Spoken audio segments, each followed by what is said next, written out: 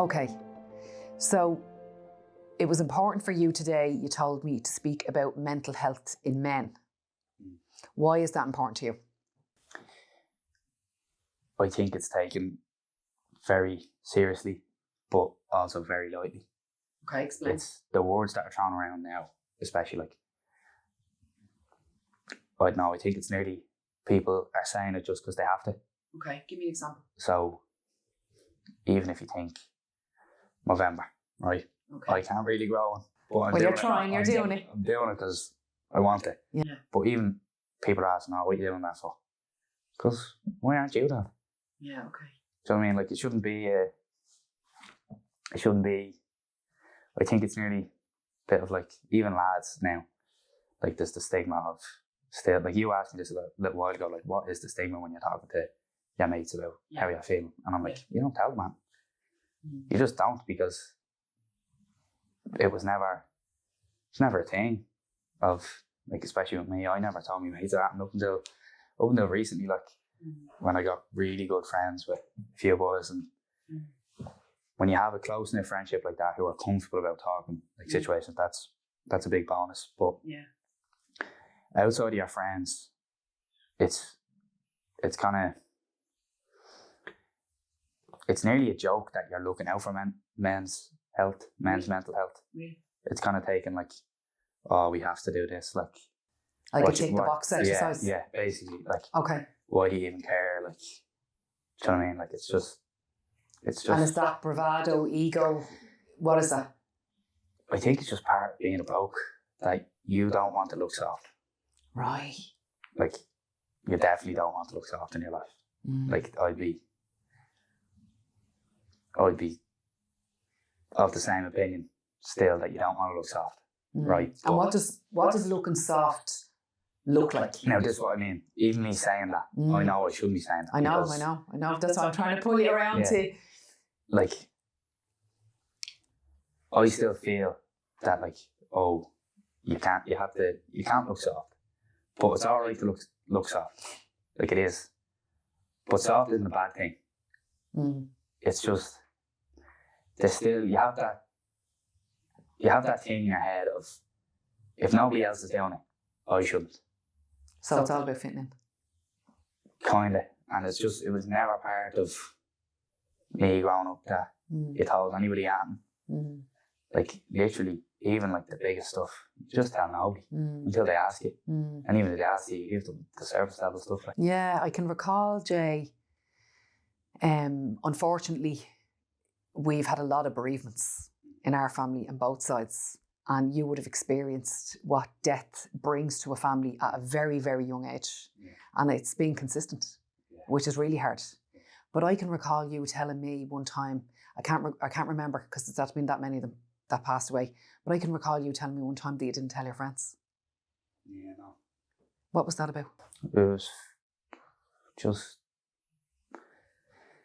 because I knew people had asked me. Like, there's actually, I know when you're talking about. So I was in school and I took 2 weeks off because we were up in the hospital and stuff, and people were coming back, and I was like, I was just sick. And then a teacher actually asked me, you can't be sick for that long. Okay. And I was like, do you really want to know? Okay. And then I just said it in front of the class. Did you really? Yeah.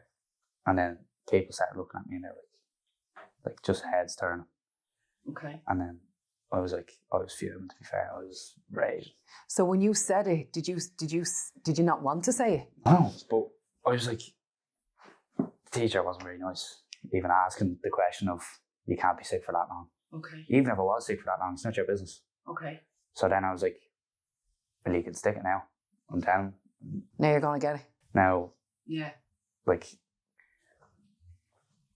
I don't know, saying something like that in a class of 25 people that you're not friends with, it's hard. Yeah. But afterwards, and genuinely the worst thing about it is then people asking you, all right. And now it seems lovely. Yeah. It seems lovely, but when you have people you're not even friends with are asking you, all right. Yeah. And it's, oh, you all right, how are you feeling? Yeah, I'm grand. So it was done very publicly. Yeah. And it wasn't done in a safe environment for you. Yeah. Okay, I'm sorry to hear that happened. I didn't know that happened. Yeah. I had a lot of lads here. Okay. Scarlet. And how did the teacher handle that at the time? That's interesting. Just went, oh, okay. And then shut up and continue walking. Wow. Let me stick a little pin on that then. Yeah, me too. Okay.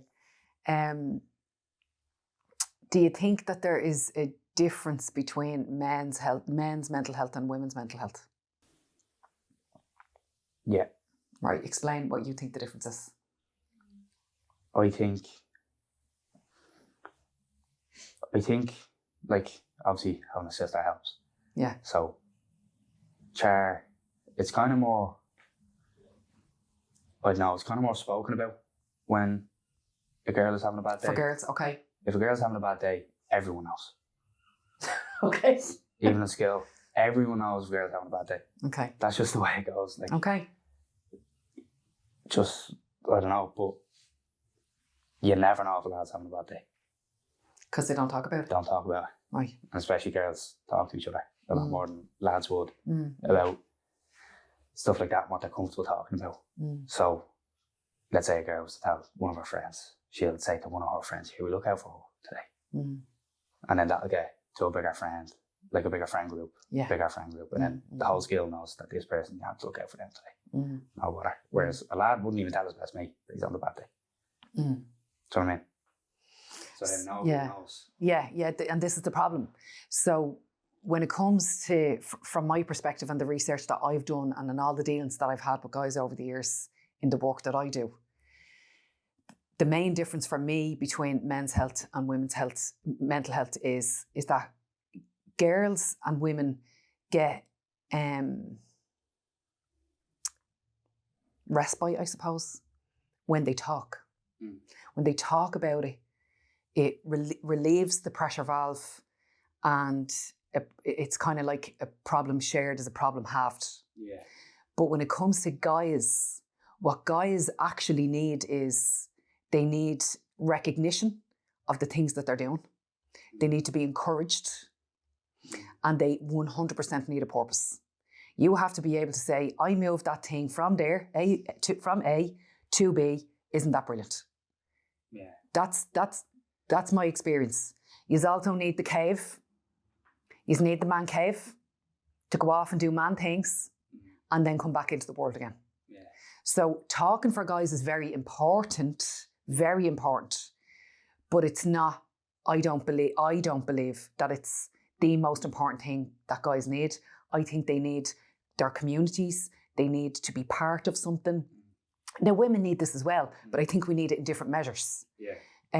You definitely need recognition of, I have this purpose, this is what I'm doing, this is what I've done. Is that good? Is that bad? Yeah. What do you think of that? Yeah, I think you're spot on. Okay. I think you're spot on. However, talk it is very important. Very important. Like, especially with my mates. We started talking a lot more recently because good. We're like that. Yeah. Do you know what I mean? And it's great to have that. And some blokes don't have that. Yeah. They have very self-established friends and stuff. So that's obviously harder for them. Yeah, you've picked well with your friends, Jay. I have. And you've gotten rid of a few as well. That just happens along the way though. Yeah.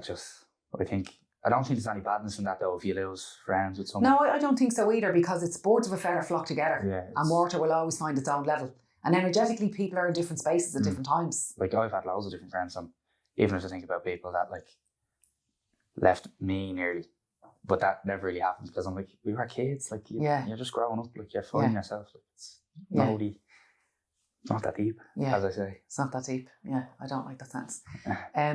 But what do you think can be improved for young men's mental health, or what do you think is needed more right now? What is needed? I think it nearly needs to be accepted that it's okay for a lad to have a bad day. And I think if you start from there, that'll help a lot. Because even my mates were saying, like, I was going through a tough time. And this was, let's say, 3 months ago. I was like, why didn't you tell me? They said? Yeah. Okay. No, I had said to them, why didn't you tell me that you were going through a tough time? Oh, sorry, somebody else belonged to you was going through a tough time. Yeah. Okay. Now, they didn't tell me at the time. Okay. And I nearly got annoyed at them for not telling me. Okay. But then it's also, if I think about my scenario, I never told any of them. So I think the talking bit of being able to say to someone, look, I'm having a bad day. And for someone not to go away out of that. Okay. For someone to go, all right, what you need? That's okay, what you need, what you doing? Well, I did this today. Well done. Do you know what I mean? A little pat in the back goes a long way sometimes.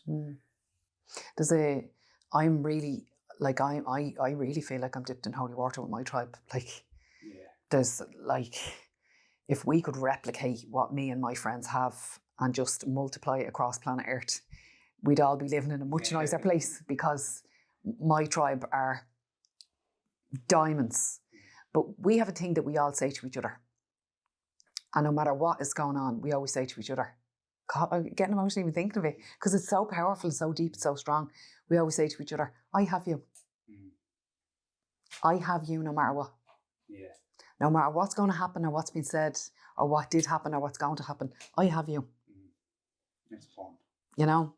Or if you're putting yourself down, or if you're saying something ugly about yourself. My tribe, and this all started from Carmel Egan would say, and we all say it now, don't speak to my friend like that. Yeah, fair enough. It's a good one. When you separate yourself from your ego talk to your higher self talk, because there's two of us battling on the inside the whole time.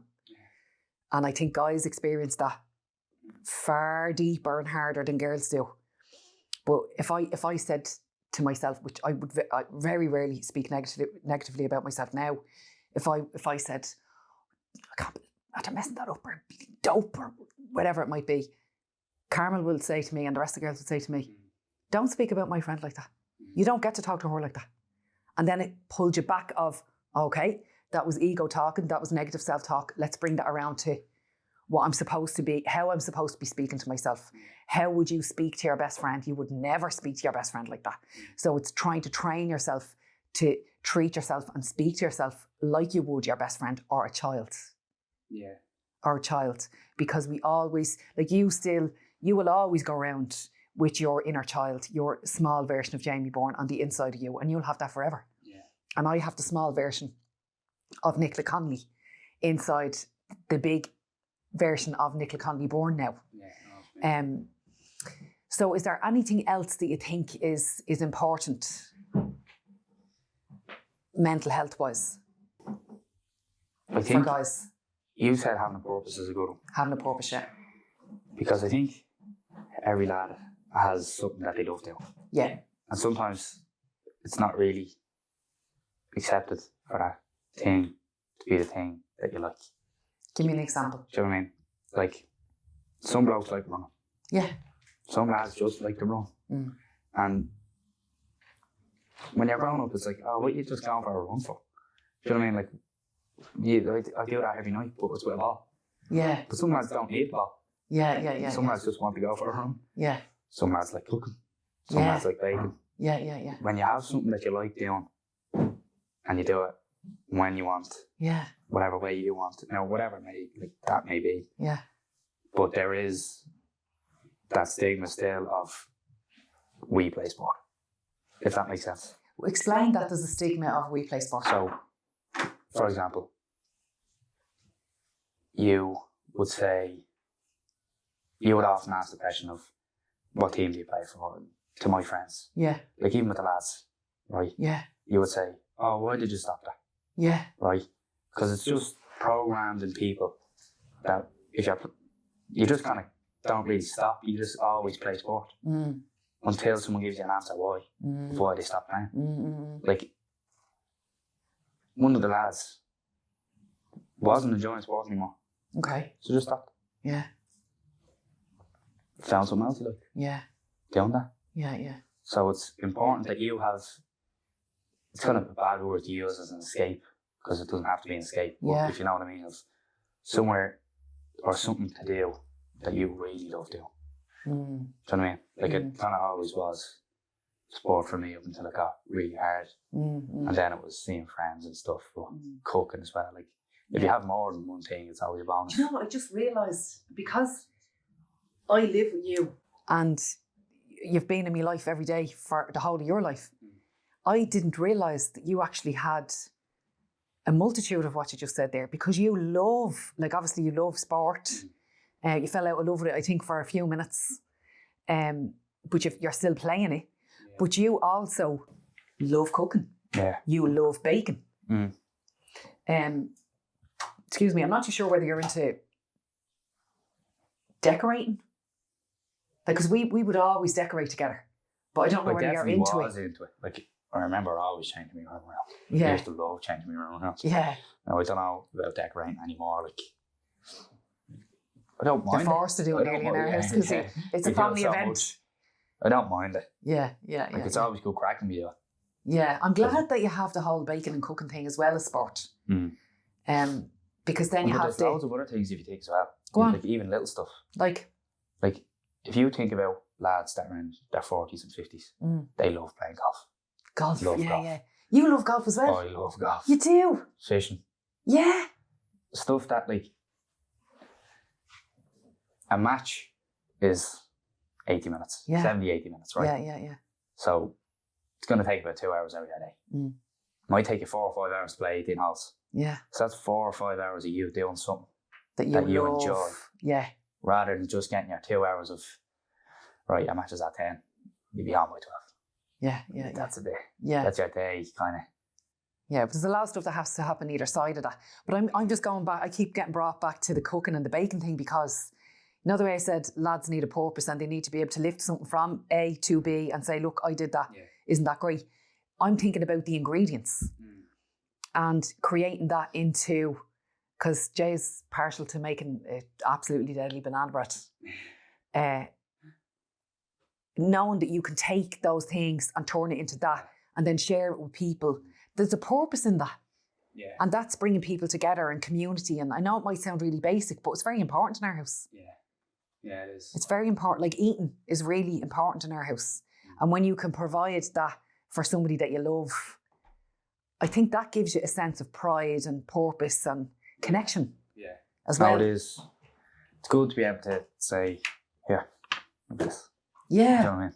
I tell you, I'm looking forward to a banana bread soon. I haven't made one down for a while. Okay, self-image. Yeah. Talk to me about that. Very important.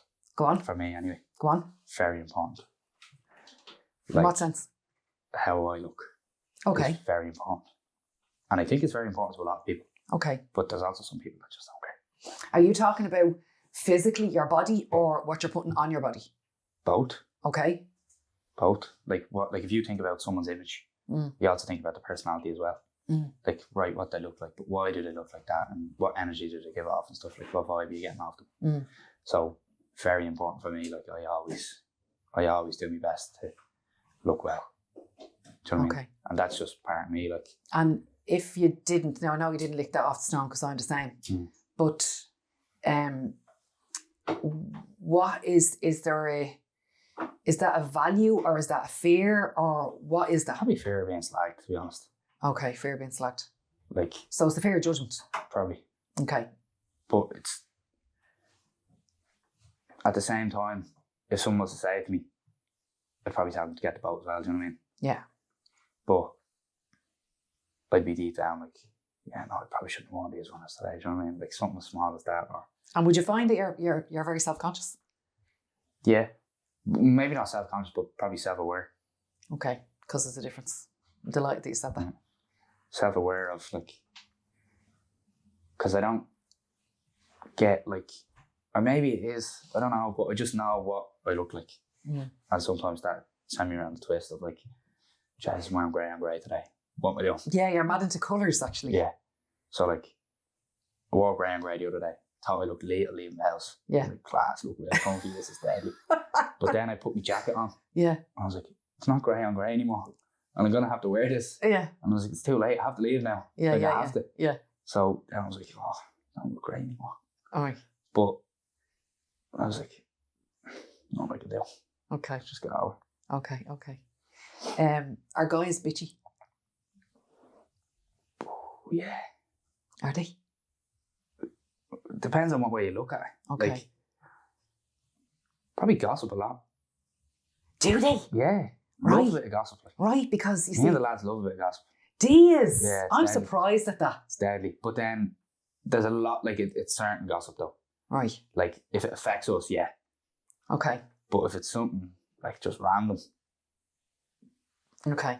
Because I know I was never into I was never really into hanging around with young ones when I was younger because I just found it all so intense with the bitchiness. So that's why Lisa and I have been hanging around with each other since we're 13 because we just never rode like that. Yeah. And then we hung around with the lads off the road and your dad around the corner and Martin and all that kind of crack. So I always gravitated. I would have had very strong masculine energy when I was younger because I had to have it for survival. Yeah. So as a result, I attracted in a lot of masculine energy. But do you see any of that with your friend group? That even with the girls that you're hanging, like, because you would have an awful lot of girls that are in your circle. Yeah. Are there any girls that display a lot of masculine energy, or they don't name them now? But do you see any of that transpiring? I think it's less common now. Okay. I think it's... I'm glad to hear that. There is a few, but I think that's just part of them. And it's not really thought or cared about that much anymore. Okay. Like, it's not. Like, especially me and my mates, like, as I've been saying to you recently, like, there's a lot of things that, like, I just don't bother even thinking about or caring about. Do you know what I mean? Yeah, So, I feel like at the minute you've shifted into caring less about things. yeah. There's a lot You're of things. relaxing. There's a lot of things that I used to care about that I'm just like, I don't really care. It's not that deep. Yeah, it really isn't that deep. Like, so even if you think about, like, me and the lads have this great one of, like, yeah, I fell on skill one time, right? Slipped. I remember. That was the most embarrassing day of my life. But nobody's seen it. Yeah. But still the most embarrassing day of my life. Yeah. And it's just, like, why do I care about being embarrassed? Yeah. Like, if people had seen that, probably would have thought about it for maybe a day and then forgot about it. Like, I can't even think of a time I was like, oh my God, that was the most embarrassing thing someone's ever done. Yeah. You can't think of stuff like that. So that's what I mean when I say stuff like, I just don't care. Yeah. Why do I care about stuff like that? But you know what's great about that, Jay, from an energy perspective, right? If you don't care and you're dropping the whole fear of judgment gig, that means energetically you're going to attract people in at that exact level, but also you're going to repel people. And when you repel a certain cohort of people, it's wonderful because you have less drama in your life. Yeah. You know, that cohort of people are going to move over there. Lovely. They're not your tribe. You know who they are. Jog on. You can just concentrate on being you fully, caring less, not to be selfish, but to be self-full. Yeah. And when you operate at that level, it's gravy. You're operating from flow. Lovely. Yeah, cushy. Okay, what's your best character trait? I think that's a hard question to ask me. Because it's like... Well, you're you. You know you the most. What's my best character trait? I mean, I kind of like to think I'm funny. You're funny. Like, you're funny. I don't know, probably funny. Okay. What is your worst character trait? I can be judgy. I know I can be judgy. That's we need a whole podcast on that. I'm judging. I'm the one he judges the most. I get that in the neck with the judgment. Who are your biggest influencers right now? Probably your friends at this age. Because I think when you become an adult and you're going to college and stuff, it is really who you hang around with more. Because, like, even after yesterday in college, I was going to go straight home. But finished it and people were saying, right, we go for a pint. Then I was like, all right, yeah, well. Then I went for a pint. So stuff like that happen often enough. Like, if not influenced me to do things, but put the idea in my mind nearly. I'm going to rephrase the question. Okay. Who do you admire, I suppose, that you would look up to, that you're like, I like that? That. Oh. Yeah. That's pretty sick. Oh. That's pretty Okay, sick. stick a pin on that for a second because I have a question about your dad. Oh. Right, and that's further down. So hang on, just stick a pin on that. Okay. That's beautiful. Even though we're at to throw him under the bus for like half an hour. Who would you not like to be like? Or even a character trait that you would not like to be like? Oh, who would I not like to be like? Probably, It doesn't even have to be a person, but just a character trait that you're just like, I don't want to be that. probably selfish, maybe. Okay. Or something along them lines of like That's a good one, actually. extremely cocky, maybe. So egotistical and selfish. Yeah, probably. Okay, that's good. That's an empowered child right there. Okay. You used to say to me regularly, rein your horns in, ma'am. There's no point. You can't make a difference. And that used to break me heart when you would say that. Because I know everybody has the capacity to make a difference. Okay? And I know I make a difference. I definitely know you make a difference. And I was wondering if you would tell the listeners the story about the day that we were in the car and we had a conversation around high core values. Okay, so... now set the scene, because sometimes you can leave out detail, Jay. Come on now. I'll set the scene. So right. We're up in the country somewhere, close to us, but I consider it the country. And we're out delivering Christmas presents for a few people you know and stuff, and we have to go on mad drives to get up these mad mountains and stuff. It's just madness. Madness. Probably like they wouldn't get past, like mad. Yeah. We're delivering them to clients actually. Oh, fair enough. I don't think he probably could have told me that at the time. So. Oh yeah. Good to know. But I connected to the car and was playing music with her, and then I had said to you that, do you mind if I listen to a bit of my music? And then I said, I actually want you to listen to this song. And it's by 21 Savage. And we listened to the song. And I think in the first listen, you had said, oh, what is this? And I said, listen to it again. And because it was rap. Yeah. And I like rap. Yeah. But you listen to a different style of rap to what I like. So I had to kind of adjust my ear a little bit. Yeah. So the song by 21 Savage is, in my opinion, absolute chill. Now, you don't like the song, but when I showed you the lyrics of the song, he talks about how you always said that love was your highest core value. Yeah. And after I listened to the song, loyalty was mine. So you were 15 at the time. I just want the listeners to know that you were 15 at the time, and I'm in the car having a conversation with my son about high core values, and my mind was blown. So, because I work with people who are in their 20s, 30s, 40s, 50s who don't know what their high core values are. Yeah. Right. So for me to have this experience with you at the time was really powerful for me. So go on, Lanark. So the song Ball Without You is what it's called, right? So that tune is just, I don't know what you done something. And his point is saying that you can't be someone can't love you unless they have loyalty for you. First. Because you can always have love for someone and still stab them in the back. You can love someone and still be jealous of their money, be jealous of whatever. But if you're loyal to someone, love will always come. Yeah. So that's why loyalty is my highest core value, and that's why I'm very loyal. And that's why since that conversation, I've swapped around my highest core values, the level at which, the priority level, I suppose. So I have my highest core values tattooed down the length of my spine. And I can't change that now. Yeah. But in my life now, loyalty is definitely, it was always up there. It was in the top 5, but now it's number 1 because of what you taught me. And the reason why I'm asking you to tell this story is because you used to always say, you know, don't send the email, don't have that argument, don't put that boundary in place because you can't make a difference. None of us can. And that used to break me when I heard you saying that. But you made a massive difference by sharing that story with me. You made a massive difference in my life.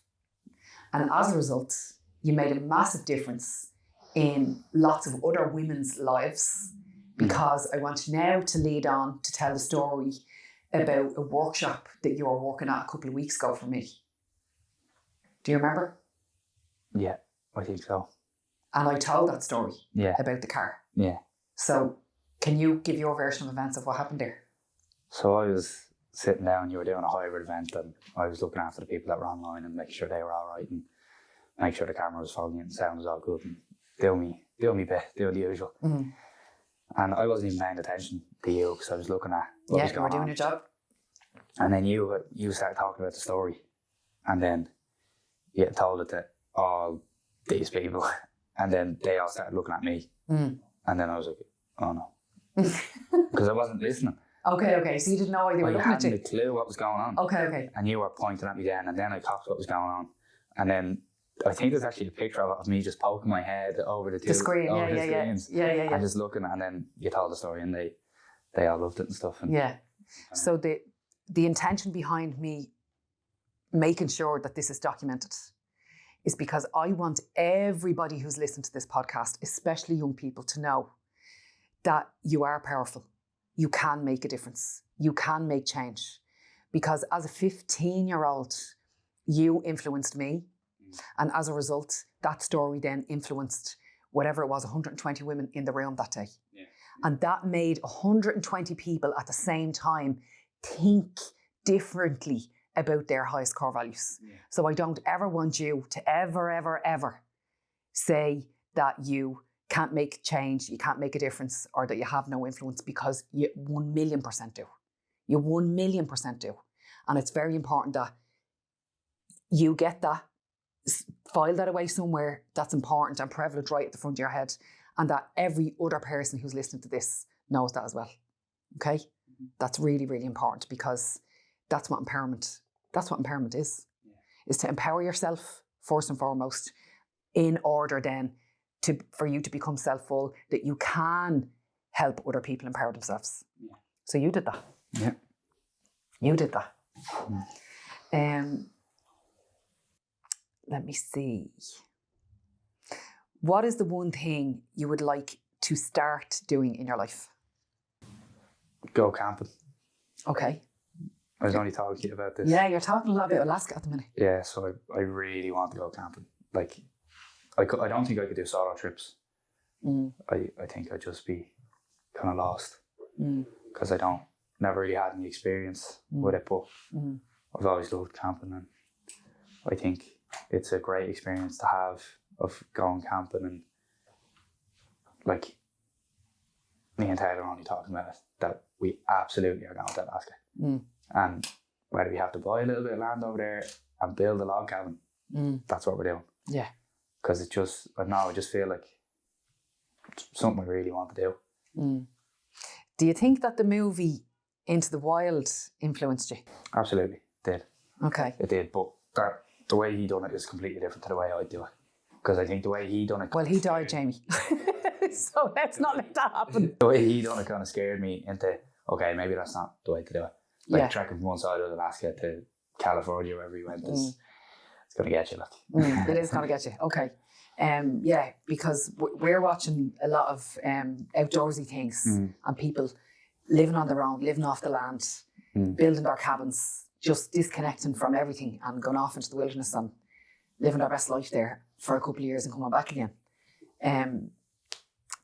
So I think that's deadly. Yeah, definitely pursue that. Absolutely. I'll miss you. Yeah. I'll come visit.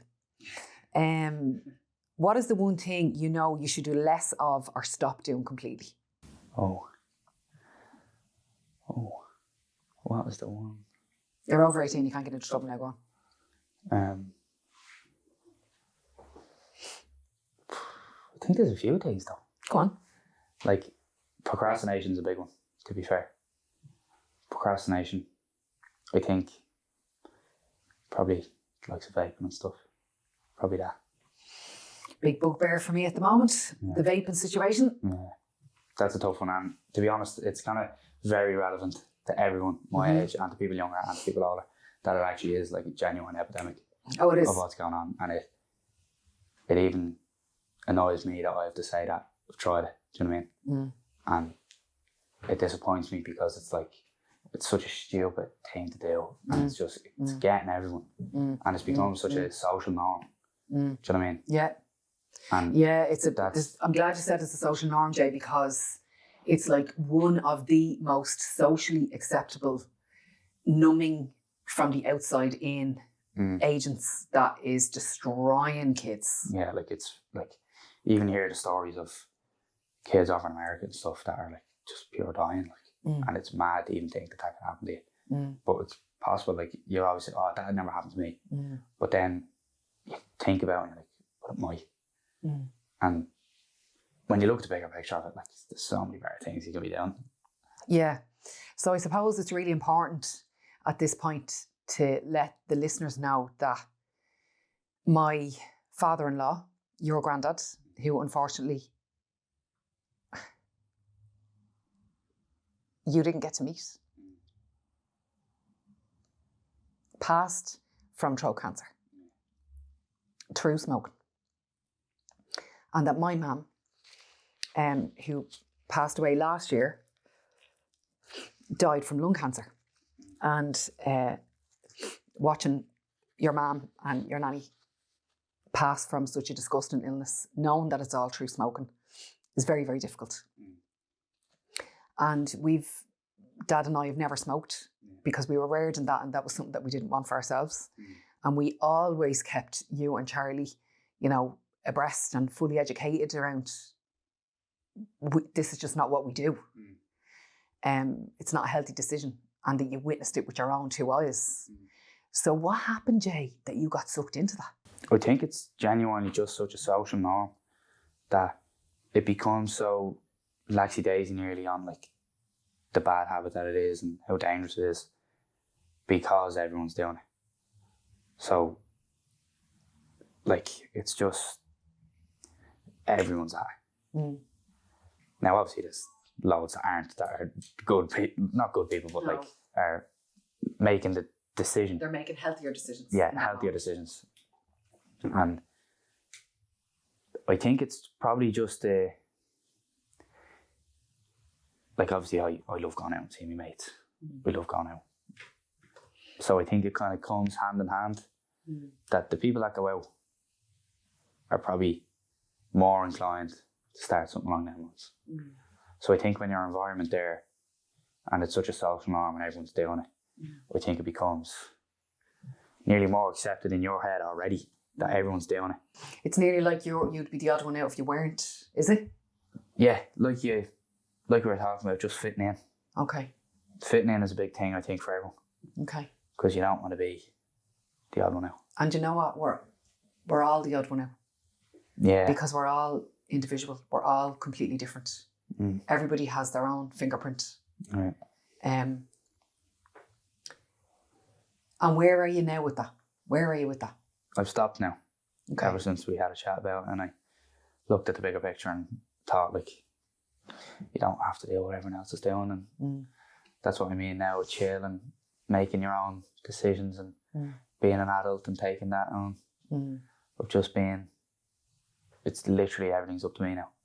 If you know what I mean. Yeah. So you have to think about yourself in 40, 50 years time right now, which is mad to think of, but it is mad to think of, but it's also very important because when you're 18, you never think you're going to be older. Yeah. But as I said to you on the day that we had that conversation and we watched the documentary, what's that documentary called on Netflix actually? Oh, I forget. Is it called Vape? I don't think it's called Vape. It's about Jill. Okay. Thing that was over in America. Okay, we'll have to find out what the exact name is and make sure that we mention it in the description of this podcast because it's very, very important. It is. But I think, I'm after losing my train of thought, we were talking about the day that we watched that documentary together. There was something that was said, we said when we were watching that documentary together. it escapes me now. It'll come back to me. But what were you just saying there a second ago? Might invoke me memory. You can't remember either. We're after having a total brain fart. That's okay. But the fitting in, the judgment, and you said you've stopped now. I remember. I knew it because I knew it was important enough for me to come back to. When you're 18, you don't ever think that you're going to be older. And what I was saying to you on the day is one of the reasons why Dad and I chose to never smoke. And Dad and I, listen, Dad's flat out in the gym. I'm not flat out in the gym. I'm doing my bit every now and again. I need to get better at that. But we want to be here for you. We want to be here for grandchildren that we don't have yet. We want to be here for a really, really long time. And we want you to be here as well. We don't want to find ourselves in a position whereby our children, because they're getting sucked into the vaping gig and then other kids getting sucked into smoking or drugs or whatever, that we're burying you. Yeah. Like we're on the cusp of a generation for the first time ever whereby there's an actual chance that our children can pass away quicker than we will. It is. It's mad to think of. I'm not signing up for that. Me neither, to be fair. Good. I'm not signing up for that. But I said my piece on the day and I had to just let it go. I had to let you simmer in that. Yeah. Because... and it worked, to be fair. Good. Good. And I know I was very upset. Yeah, so was I. But that was very difficult. That was very difficult. Especially when your mother's ashes are sitting in the living room. That we're having the conversation. Like that was really tough. That was really, really hard. So let's not do that again. Okay. This is a tough question now. Tell me about the worst day of your life. The worst day of my life? Oh. The worst day of my life. This has been very hard. There's been a lot of very hard days during the Yes. last 2 years. I don't think I could have a worse day in my life. You couldn't pick one I of don't them? think so. I don't think so. Probably death is very hard. It's very hard, especially watching it. Very hard. But that, and along with, like, even if you think of sport, like, I loved sport. And then when I didn't make it to where I wanted to, that was really tough. Because you put in so much time and effort and you sacrifice so much at such a young age to getting, right, see that, pal. Yeah, That's that was tough. very hard. That's tough. Very because I think it's a completely different feeling, that compared to death. Because two terrible feelings for me. Yeah. But one is completely out of your control and one is in your control. Yeah. I don't think they are. I think both of them are out of your control. I don't think so. Explain. So if you think about Leinster, let's say, I could have trained harder. Okay. I could have put more time in, could have been more dedicated. Do you know what I mean? Jay, I disagree. I but think, if you want it, you can get it. But that's somebody else's decision. Yeah. Like, for example, right, as I've said, me and your dad don't wear rose-tinted glasses. We don't blow smoke and say, oh, our son. We don't do that. We're honest with you. We tell you the truth. But on the day that you got dropped by Leinster, everybody, and I mean everybody in the stands, said you played out of your skin. Yeah. No. So it's not down to. I don't think that that's within your control because other people are making the decision on that. The people who are making the decision standing on the sideline saw something completely different to what we all saw. Yeah. So that's out of your control. But I could have made it, not a choice. Do you know what I mean? I left them a choice by how I played. Do you think? Absolutely. I don't think I had that great of a game. Okay. Now I'm very critical on myself when it comes to games. You are. I know you are. So I think I did have a good game, but I think it was very moment based. Yeah. So the situation with death and watching people pass, you've had to endure that quite a lot. Yeah. And it's been really, really tough. And I have to say, Jay, you looked like you handled it very well at the time, in the moments, like in that moment when you're in a room surrounded by your family and somebody is literally taking their last breaths. You were always the one who pulled the four of us together, because you're the tallest.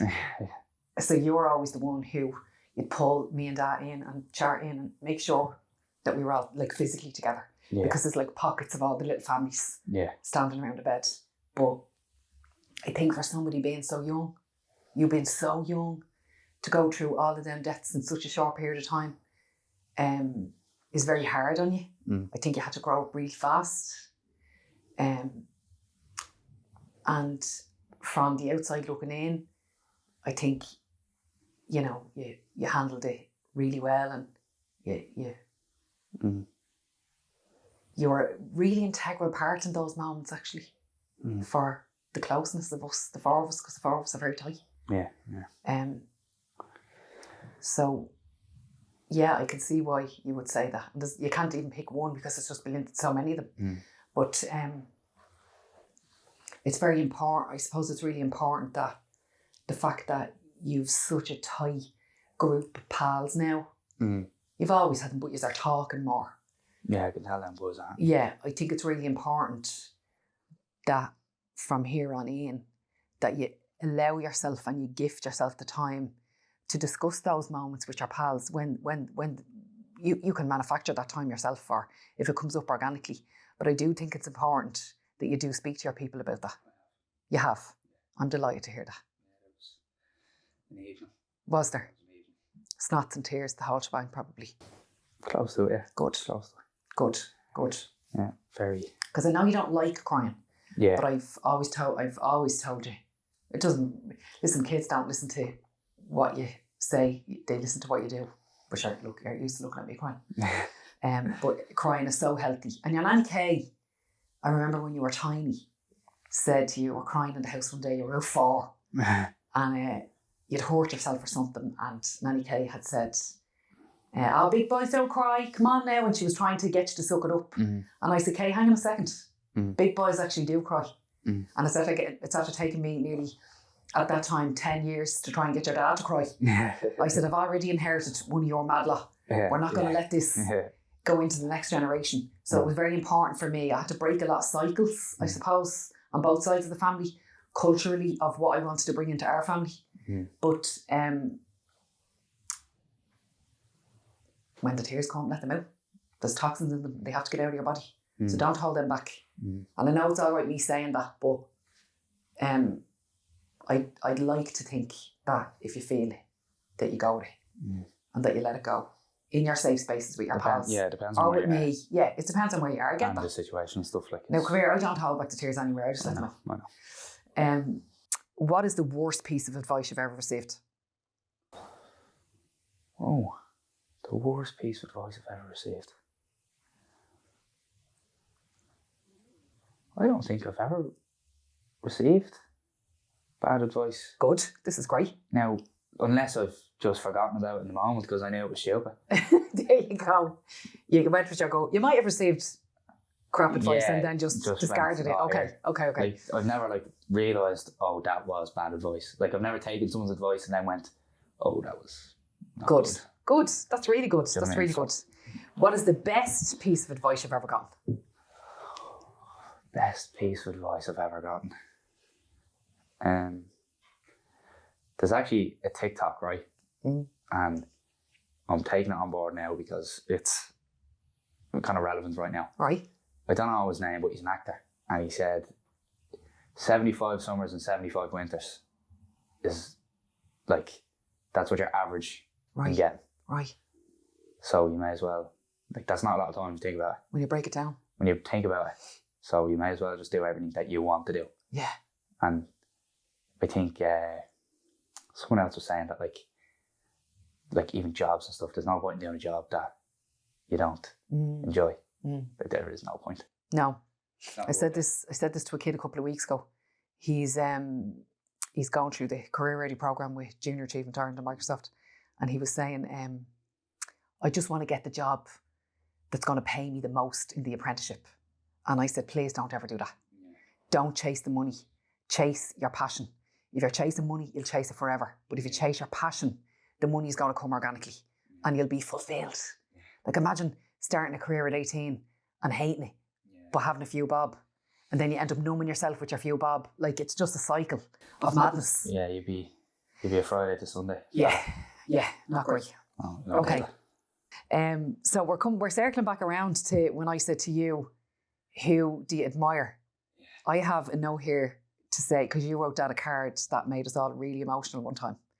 And you told Dad that he was your hero. Yes. Right. Tell us about that. Even though he put you under so much pressure with sport. Let's give Dad a bit of kudos here. I don't know, he's always been me dad, if that makes sense. Like there's a difference between your man and your dad. Yeah. Now it might be different for other people, but you were always me man.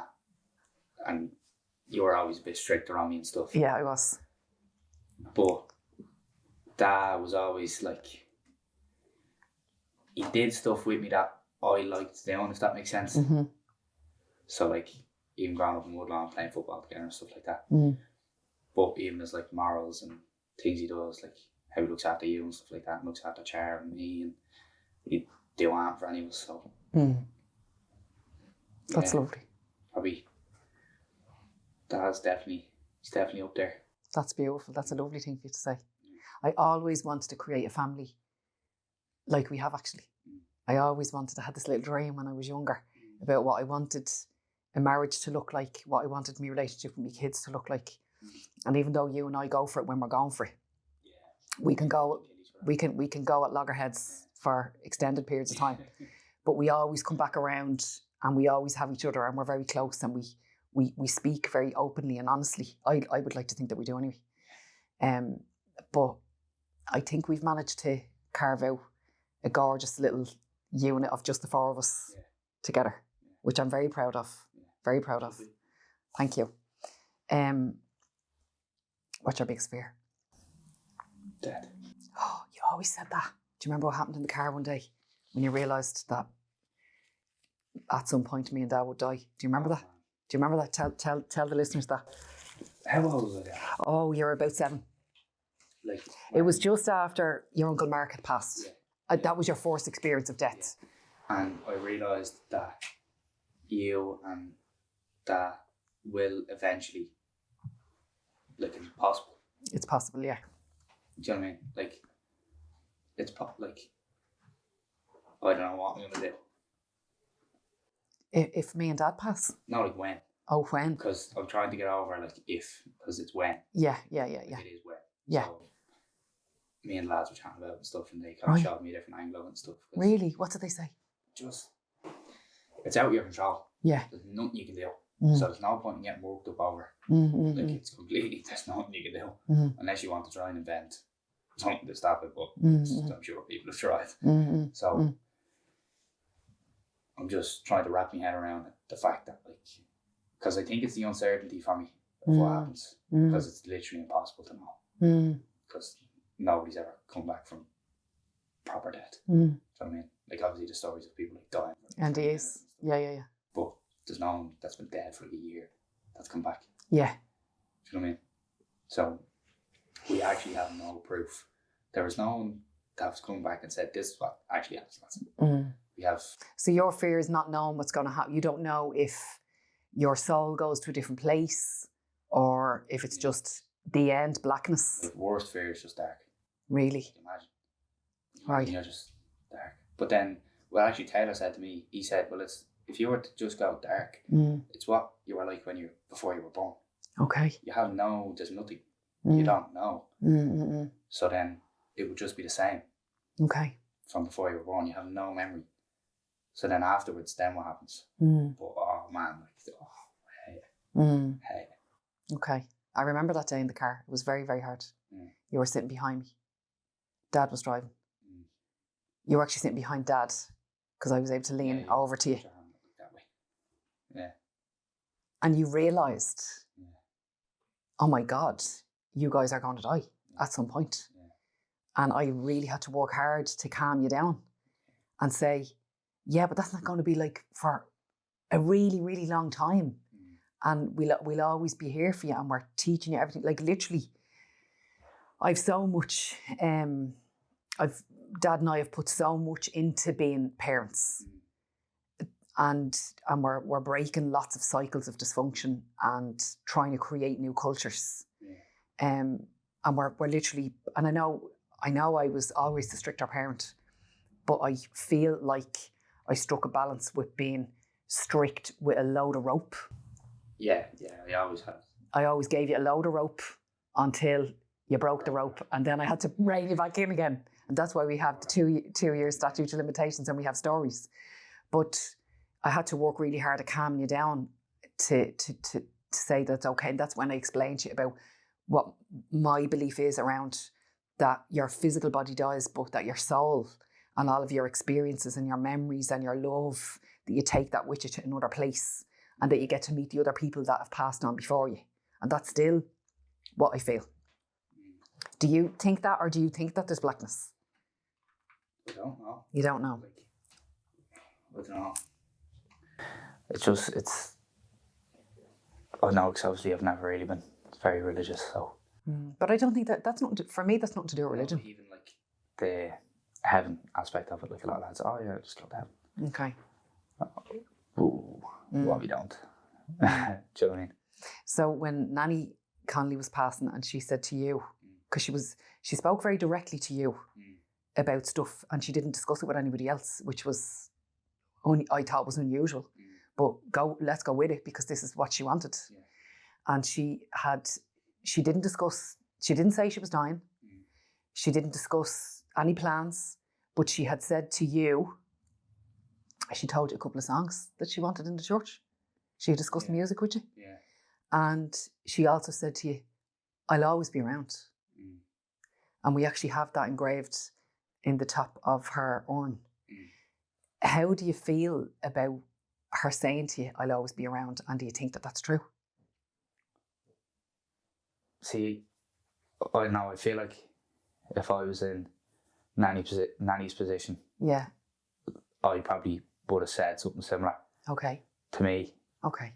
Because that makes you think of it differently, and like, if it comes from the person, whether she had truth to it, whether she didn't, whether she just said, right, I think he needs to hear this. Okay. Do you know what I mean? I just think she probably just said it just to probably calm me down. But hopefully, do you know what I mean? Well, I feel her around me. Yeah, I know you do. I know you are. I don't really have any of that. So I don't know, it's just... You had it when you were younger? Yeah. You had it when you were small? Yeah. Yeah, I just... Because before you saw a picture of your Granda Tommy, because there was no pictures of Granda Tommy in Nanny Kay's house. Yeah.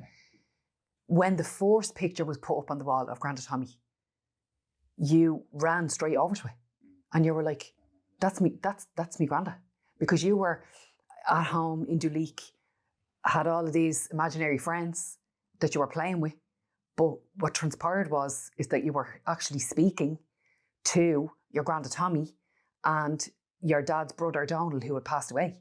So you were like passing stuff to them and taking, like, it was extraordinary to watch it. Extraordinary. And it was very healing for Dad. It was very cathartic for Dad. It was like, you blew my mind when you were small about all that stuff. And you knew things that you were too small to know or understand. But I get peace from stuff like that. And I got peace from my mum saying that to you. Yeah, good. And I hope you did. I hope you did to some level. No, definitely helped at the time. Good. Okay. There's a lot of things on this list now that we've already covered, actually. The 2 year statute of limitations. You said, and I'm paraphrasing, correct me if I'm wrong, okay?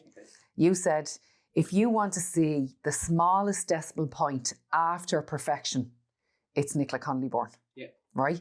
So that A, hurt my feelings, B, blew my mind, and C, said he's not wrong. Did I say it correctly? Yeah. Okay. So explain that. I don't know. You're always trying to be better. And from my experience, it's all right just to not be better at something. Do you know what I mean? And I think you put yourself under so much pressure.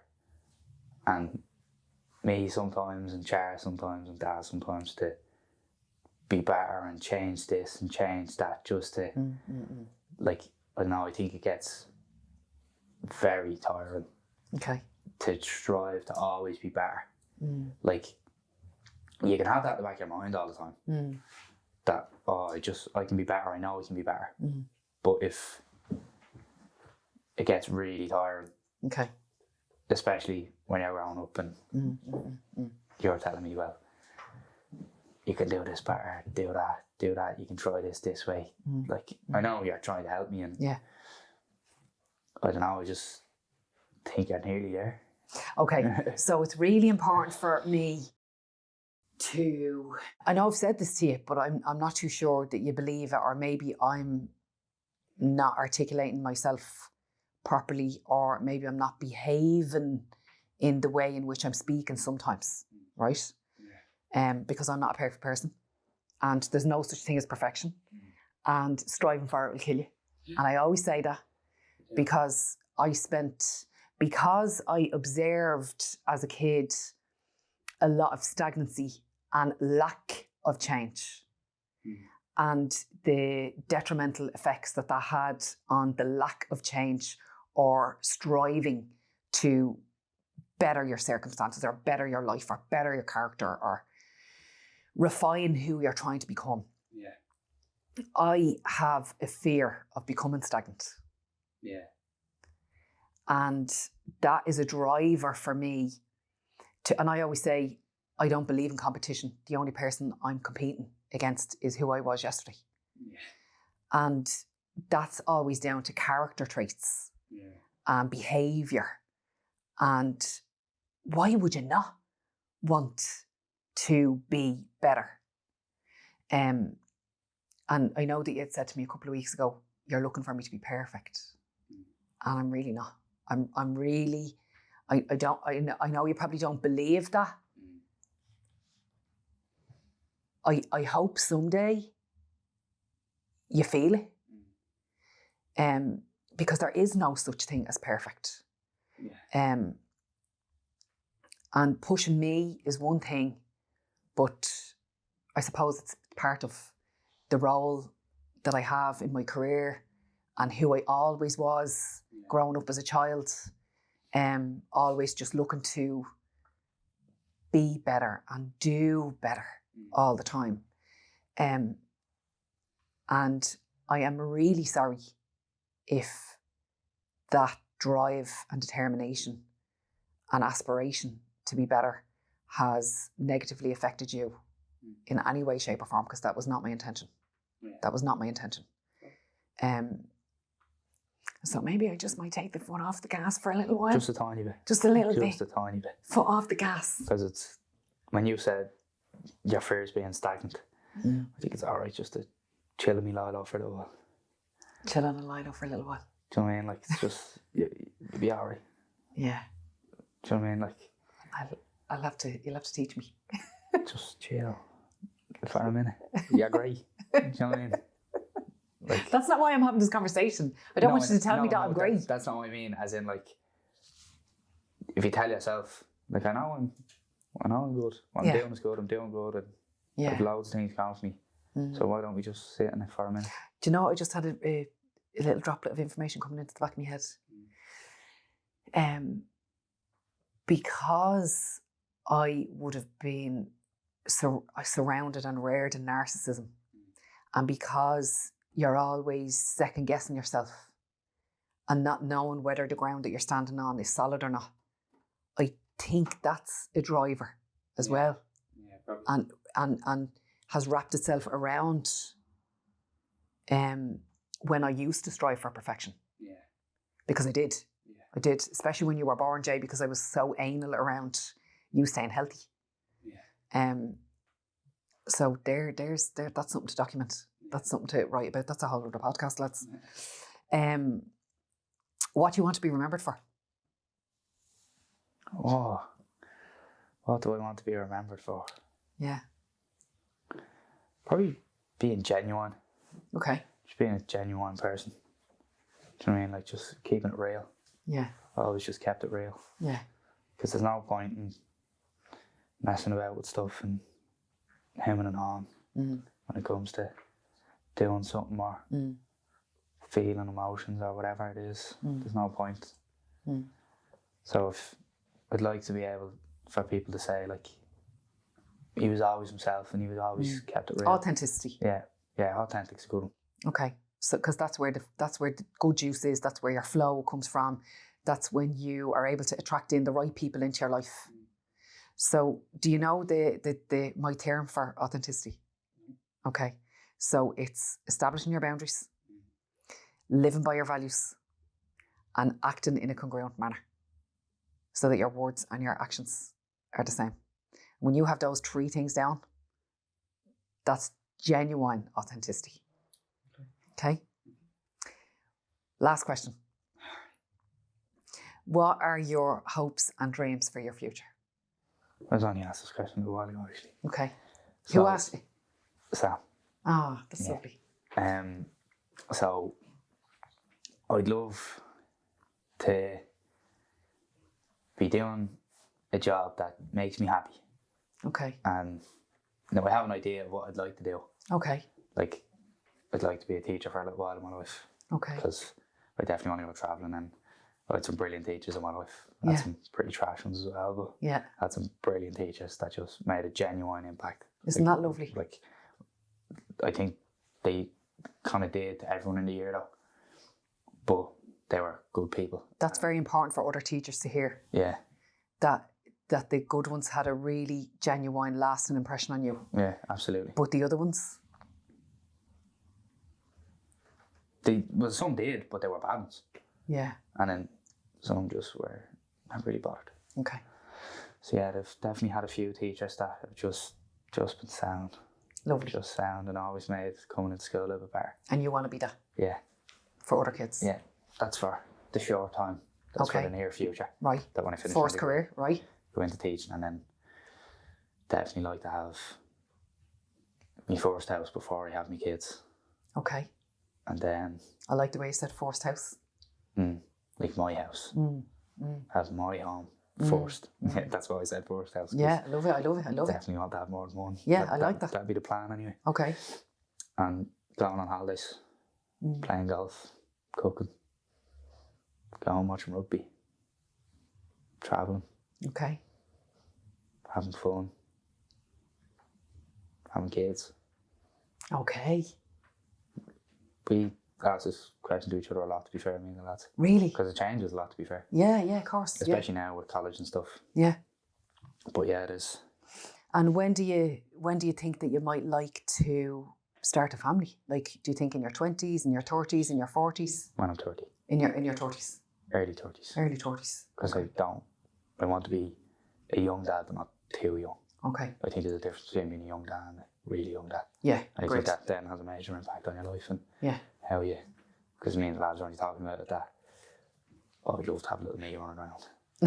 It'd be deadly now. But it's the maddest experience of your life when you see somebody that you've made running around and you can see your character traits and and your husband or wife's character traits. It's magical. What I was saying was there's a difference between having a little you running around at 30 and a little you running around at 22.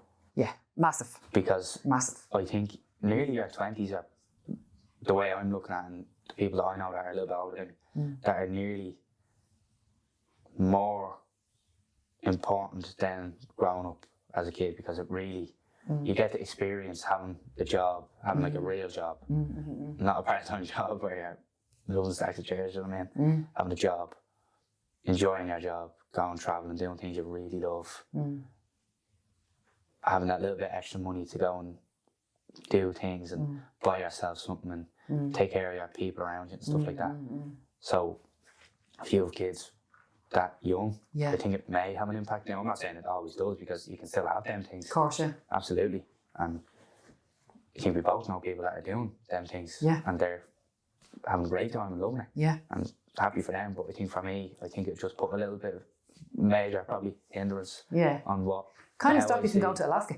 Yeah, like even as little as that, Yeah. I wouldn't even get the experience going to Alaska. Mm, mm, Do you know what I mean? mm, Wouldn't get to go travelling for as long as I would. I'd probably still get to travel, but not to the places I would. 'cause of exactly.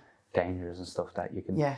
take risks by yourself, but you can't Yeah. take a little child to Yeah. Turkey. Well, every single thing that you have said, I think you will have no problem in pulling all that off. And I've always said it about you and your sisters, you and your sister. I have no concerns. I've no concerns about your future.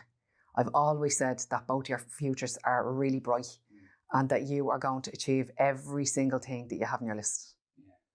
So I've really enjoyed this. Cheers. I think you're absolutely deadly. Thank you. I'm glad you're my son. I think you're pretty cool too. Thanks.